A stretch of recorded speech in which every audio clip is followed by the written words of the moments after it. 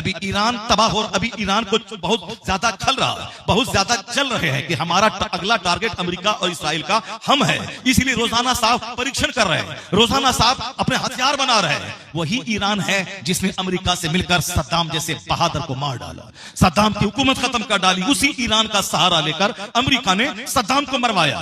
اب یہ ڈر رہے ہیں کہیں کہ شام کے راستے عراق آ کر ہم کو نہ ختم کر دے. ختم تو ہونا ہوگا. تم نے اس آڑ میں صدام جیسے ویر کو تم نے مروا دیا, وہ ہیرو کو تم نے مروا دیا. تم کو تو ذلیل ہونے سے کوئی نہیں روک پائے گا. اس لیے چن چن کے یہ سارے یہود و نصارہ ایک ایک آدمی کو مار ڈالیں گے. اس خطرناک وقت میں شیخ پٹھان کی جنگ میں پڑے ہیں, اس خطرناک وقت میں انصاری جولاہا کی جنگ میں پڑے ہیں, اس خطرناک وقت میں بہاری گجراتی کی جنگ میں پڑے ہیں, اس خطرناک وقت میں گورے اور کالے کی جنگ میں پڑے ہیں. صاحب چھوٹی چھوٹی باتوں میں آپس میں لڑ رہے ہیں. دشمن تو پچھاڑے گا, دشمن تو ٹکڑے ٹکڑے کر کے مارے گا. دشمن تو آج ان کو گلے لگا کے آپ کو صفایا کرے گا, پھر اس کے بعد اس کو صفایا کرے گا. اس طریقے سے سارے عرب میں سب کو معلوم ہے کہ صدام کو کس نے مروایا, کرنل قذافی کو کس نے مروایا, یاسر عرفات کو کس نے مروایا, حسنی مبارک کو مصر کے سربراہ کو کس نے مروایا. سب کو معلوم ہے کہ ایک طرف ان کو فائدہ پہنچایا, ان کی آڑ میں اس دشمن کو مارا. پھر جب وہ راستے سے صاف ہوا اور یہ دیکھ یہ آنکھ دکھلا رہا ہے, پھر تیسرے کو صاف کیا, اس کو راستے سے صاف کیا. وہ خوش ہے کہ ہم اس کو بھگا دیے, ہماری حکومت قائم ہو گئی. آج جہاں پتا چلا 10 مہینے کے بعد ان کو بھی ان کی بنیاد کو ہلا ڈالا, اس کو بھی کاٹ ڈالا اور ساری سلطنت پہ یہود و نصارہ کا قبضہ ہو گیا. یعنی یہ کٹ پتلی بن کے رہ گئے. اسے ہمت کر کے آگے اٹھ کر چھوٹی چھوٹی باتوں سے اوپر اٹھ کر اگر اتحاد کا مظاہرہ سارے عرب کر لیں تو اسرائیل نام کا کوئی ملک نہیں رہے گا. چونکہ اتنے مسلمان گلف میں ہیں, اگر سب یونائٹ ہو جائے, ایک پتھر سب اٹھا کے مارے تو اسرائیل کا نام و نشان نقشے سے ختم ہو جائے گا. اتنی بڑی آبادی مسلمانوں کی ہے, لیکن وہ چالاک, وہ عیار, وہ اسلام کا دشمن, وہ ایسے ہی کھل کے اوپن وار نہیں کرتا ہے.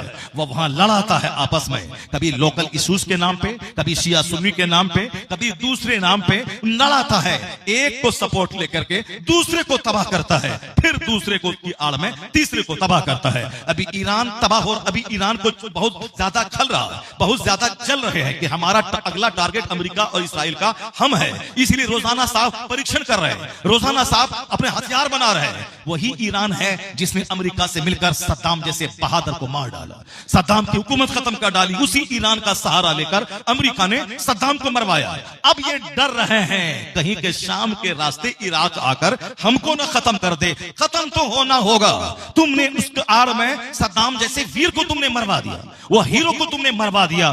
تم کو تو ذلیل ہونے سے کوئی نہیں روک پائے گا. اس لیے چن چن کے یہ سارے یہود و نصارہ ایک ایک آدمی کو مار ڈالیں گے. اس کا علاج یہی ہے, متحد ہو جاؤ. واعتصموا بحبل اللہ جميعا ولا تفرقوا, یعنی اللہ کی رسی کو مضبوطی سے پکڑ لے, آپس میں ٹکڑے ٹکڑے مت ہو جاؤ.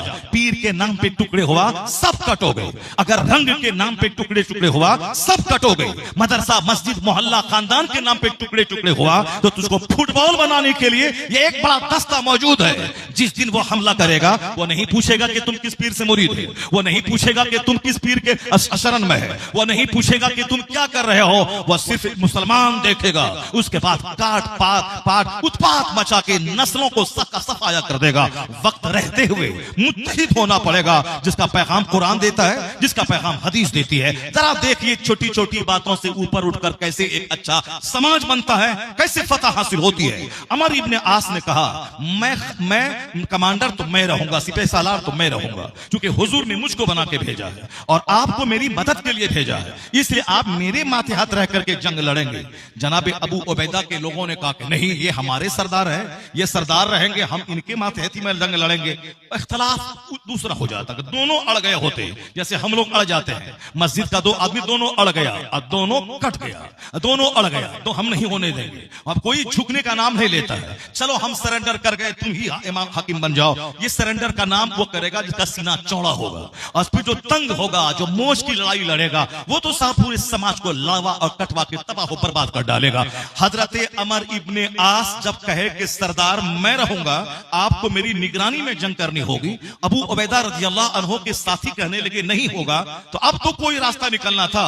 حضور نے کہا تھا کہ آپس میں مت لڑنا، مل کر کے دشمن کا مقابلہ کرنا۔ حضرت ابو عبیدہ سامنے آ گئے، جبکہ ابو عبیدہ امین الامہ ہے، جن کا مزار جارڈن میں ہے الحمدللہ۔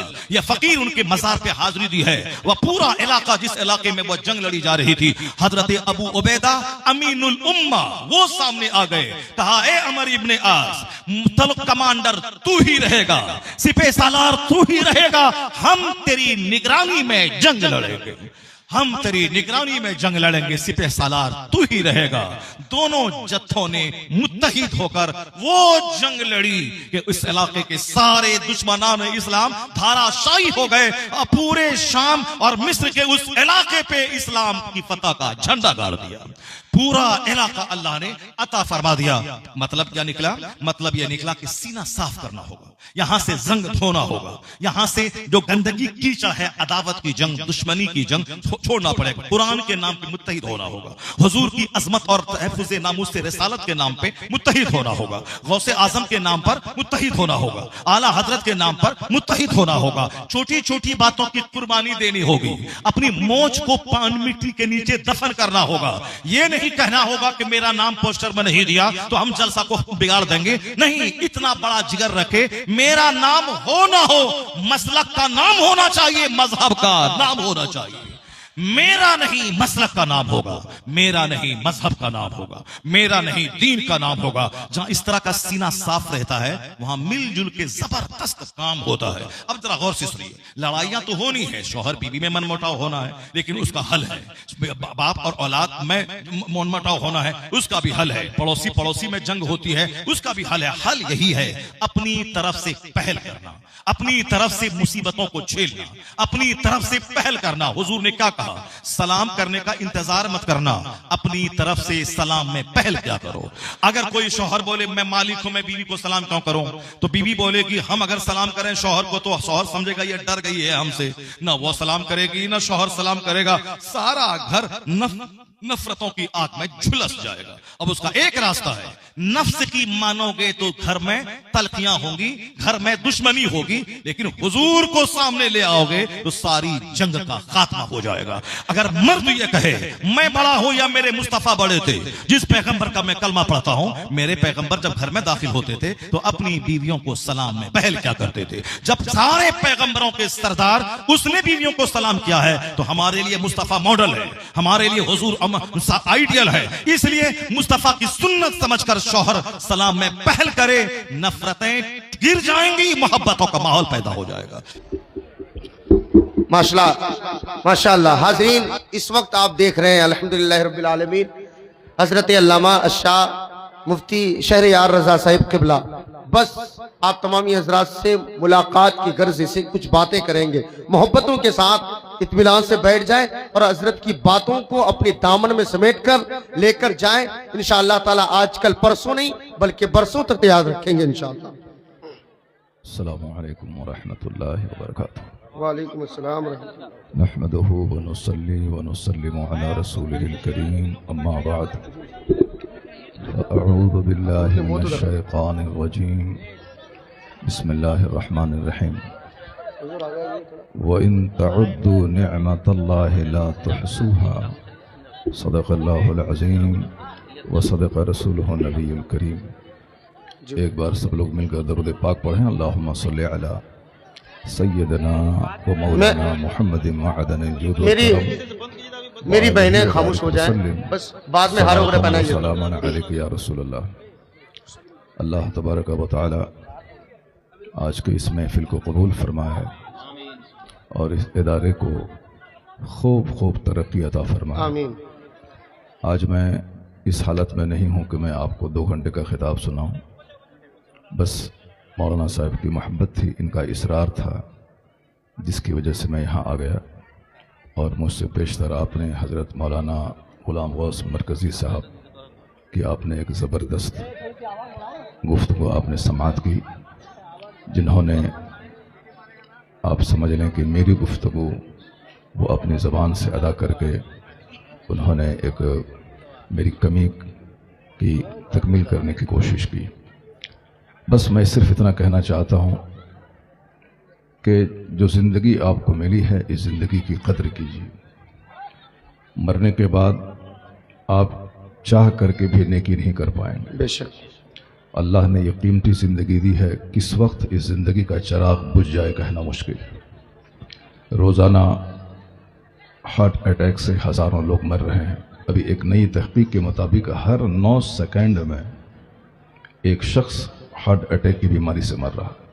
اللہ سالانہ 35 لاکھ لوگ دل کی بیماری سے مر رہے ہیں اور جوان مر رہے ہیں. تو دوسروں کی زندگی سے بندے کو سبق حاصل کرنا چاہیے. جوان اس مستی میں نہ رہیں کہ میری جوانی ہمیشہ رہے گی. ممکن ہے کہ آپ کو بوڑھا ہونے کا موقع نہ ملے اور بڑھاپے سے پہلے آپ دنیا چھوڑ کے چلے جائیں. آپ تندرست ہیں، اس تندرستی کی قدر کیجیے. جب آپ بیمار پڑیں گے تو چاہ کر کے بھی آپ نماز نہیں پڑھ پائیں گے. جب آپ بیمار پڑیں گے تو آپ چاہیں گے کہ میں تلاوت کروں، نہیں کر پائیں گے آپ.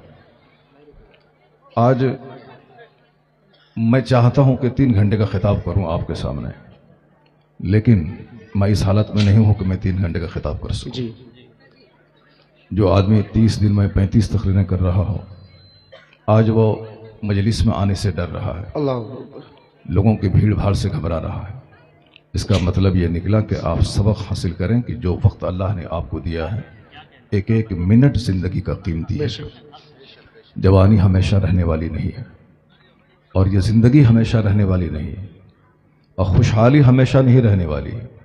اللہ تبارک و تعالی نعمتیں دے کر بندوں کو آزماتا ہے. میں چاہتا تھا کہ خوب خطاب کروں اور خوب دنیا بھر کا سفر کروں، لیکن 1 منٹ کے بعد کیا ہوگا یہ کوئی نہیں جانتا ہے. میرے بڑھتے ہوئے قدم رک گئے. میں دوران سفر اپنا اگلا پروگرام سارا ملتوی کر دیا. تو بندہ چاہتا تو بہت کچھ ہے لیکن ہوتا وہی ہے جو منظور خدا ہوتا ہے. بے شک تو آپ اس نشے میں ہیں کہ میں دولت خوب جمع کروں، اس نشے کو دماغ سے اتار دیجیے. چونکہ دولتیں جمع ہو جائیں گی لیکن آپ اس کا استعمال نہیں کر پائیں گے. آپ اس نشے میں ہیں کہ میں بڑھاپے میں عبادت کروں گا، اس بات کو ہمیشہ کے لیے دماغ سے نکال دیجیے. آپ کو بوڑھا ہونے کا موقع نہیں ملے گا، اور اگر بوڑھا ہونے کا موقع مل بھی گیا تو آپ چاہ کر کے بھی عبادت نہیں کر پائیں گے. آقا علیہ السلام کی وہ حدیث پاک کو اپنے گھر کی دیواروں میں لکھ کے رکھیے ہر جگہ. آقا فرماتے ہیں اغتنم خمسن قبل خمسن، 5 چیزوں کو 5 چیز سے پہلے غنیمت سمجھ لو.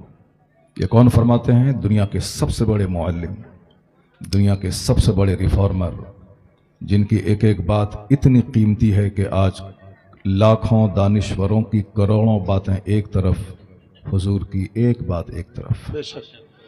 آج ساری دنیا کا اس بات پر اتفاق ہے کہ حضور جیسا حکیم کوئی پیدا نہیں ہوا، آقا جیسا معلم کوئی اس روئے زمین پہ نہیں آیا. حضور کی ایک ایک بات فل آف وزڈم یعنی حکمت سے بھری ہوئی ہے. سرکار کی ایک ایک بات آج دنیا کا جغرافیہ بدل سکتی ہے. اس پیغمبر اعظم کی اس حدیث پاک کو غور سے سنیے. مستی کے لیے اللہ نے اس دنیا کو نہیں بنایا ہے، یہ دنیا بیکار نہیں بنی ہے. ہمارے پیدا ہونے کا مقصد ہے اللہ کی عبادت کرنا. اور اس دنیا کی ساری نعمتیں جو اللہ نے عطا کی ہیں، ایک ایک نعمتوں کا سوال مرنے کے بعد ہوگا.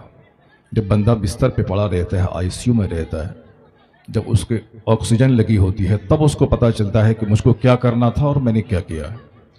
اس وقت اس کو ایک ایک پل یاد آتا ہے، اس کو ساری باتیں یاد آتی ہیں کہ مجھ کو کیا کرنا تھا، میں نے کیا کیا ہے.